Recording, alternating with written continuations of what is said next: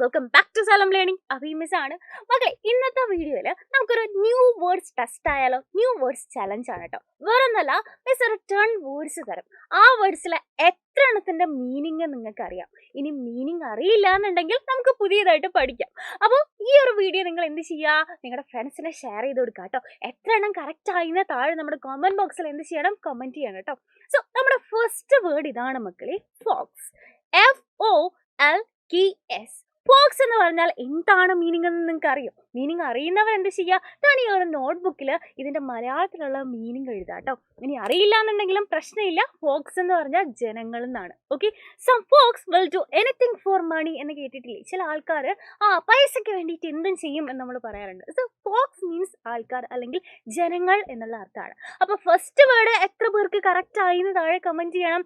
അങ്ങനെയെങ്കിൽ നമുക്ക് next word നോക്കിയാലോ? അടുത്ത വേർഡ് നോക്കിക്കേടാ, ഡ്രാഗ്. DRAG, ഡ്രാഗ് എന്ന് പറഞ്ഞാൽ എന്തായിരിക്കും അർത്ഥം? ആലോചിച്ച് നോക്കൂ, എത്ര പേർക്ക് കറക്റ്റ് ആക്കാൻ പറ്റുന്നുണ്ടെന്ന്. ഡ്രാഗ് എന്ന് പറഞ്ഞാൽ വേറൊന്നുമില്ല, വലിച്ചഴിക്കുക എന്നാണ് കേട്ടോ. വലിക്കുക അല്ലെങ്കിൽ വലിച്ചഴിക്കുക എന്നുള്ളതിനെയാണ് ഡ്രാഗ് എന്ന് പറയുന്നത്. Don't drag us into your fight. നിന്റെ വഴക്കിന്റെ ഇടയിൽ ഞങ്ങളെ വലിച്ചിടരുത് അല്ലെ വലിച്ചഴിക്കരുത് എന്ന് പറയില്ലേ? സോ ഡ്രാഗ് മീൻസ് വലിക്കുക അല്ലെങ്കിൽ വലിച്ചഴിക്കുക എന്നുള്ളതാണ്. അപ്പൊ നമ്മൾ പുതിയ ഓരോ വേർഡ്സ് പഠിക്കുമ്പോൾ അതെങ്ങനെ യൂസ് ചെയ്യണം അല്ലെങ്കിൽ എവിടെ യൂസ് ചെയ്യാം എന്നുള്ളത് നമ്മൾ അറിഞ്ഞിരിക്കണം അല്ലെ? അപ്പൊ രണ്ടെണ്ണം നമ്മൾ നോക്കി. നെക്സ്റ്റ് ചലഞ്ച് നോക്കിക്കോ, കണ്ടിന്യൂസ്ലി. ഇത് കുറച്ച് സിമ്പിൾ ആണ് അല്ലേ? നമ്മൾ ടെക്സ്റ്റ് ബുക്കുകളിലെ പഠിക്കുമ്പോൾ നമ്മൾ കേട്ടിട്ടുള്ള ഒരു വാക്കാണ് continuously. CONTINOUSLY, continuously. What you mean by continuously? ഇതിന്റെ മീനിങ് എന്താണ്? യെസ്, തുടർച്ചയായി എന്നാണ് കേട്ടോ അർത്ഥം. The baby is crying continuously എന്ന് പറഞ്ഞാൽ തുടർച്ചയായിട്ട് കുട്ടി കരഞ്ഞുകൊണ്ടിരിക്കുകയാണ്. അപ്പൊ എന്താണ് കണ്ടിന്യൂസ്ലി എന്നുള്ളത് നിങ്ങൾക്ക് കറക്റ്റ് ആക്കാൻ പറ്റിയോ? അങ്ങനെയെങ്കിൽ നമുക്ക് അടുത്തത് നോക്കിയാലോ? ബിസർ. BAZARRE. ഇവിടെ ബിസർ എന്ന് നമ്മളെ പ്രൊനൗൺസ് ചെയ്യുള്ളൂ കേട്ടോ. അപ്പോൾ ഈ ഒരു വാക്ക് ചിലപ്പോൾ നിങ്ങൾ ആദ്യമായിട്ടായിരിക്കും കേൾക്കുന്നത്, എന്നാലും മീനിങ് അറിയുന്ന ചിലരുണ്ടായിരിക്കും. അപ്പൊ എന്തായിരിക്കും ബിസർ? ഇതിനു മുമ്പ് കേട്ടിട്ടുണ്ടോ? അത് ആദ്യമായിട്ട് മിസ്സിന്റെ കൂടെയാണോ നിങ്ങൾ കേൾക്കാൻ പോകുന്നത്? അപ്പൊ മക്കളെ, ഈ ഒരു പിക്ചർ നോക്കിക്കേ. ഈ പിക്ചർ നോക്കിയിട്ട് നമുക്ക് എന്തെങ്കിലും മനസ്സിലാവുന്നുണ്ടോ? ഒന്നുമില്ല അല്ലെ? എന്തോ വിചിത്രമായ ഒരു വസ്തു. അപ്പൊ ഇത് തന്നെയാണ് ഇതിന്റെ അർത്ഥം.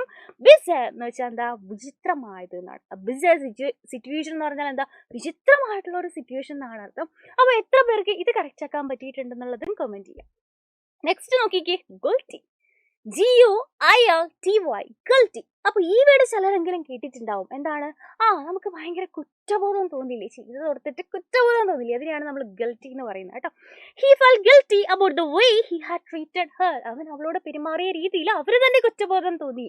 അപ്പൊ എന്താണ് ഗിൽറ്റി? അതിന്റെ മീനിങ് എന്താണ് എന്ന് നമുക്ക് മനസ്സിലായി. അങ്ങനെയാണെങ്കിൽ അടുത്തതെന്താ? വെപ്റ്റ്. WEPT, wept. ഇതിന്റെ മീനിങ് എന്തായിരിക്കും? നമ്മളിങ്ങനെ തേങ്ങി കരയില്ലേടാ, അതിനെയാണ് നമ്മൾ വെപ്റ്റ് എന്ന് പറയുന്നത്.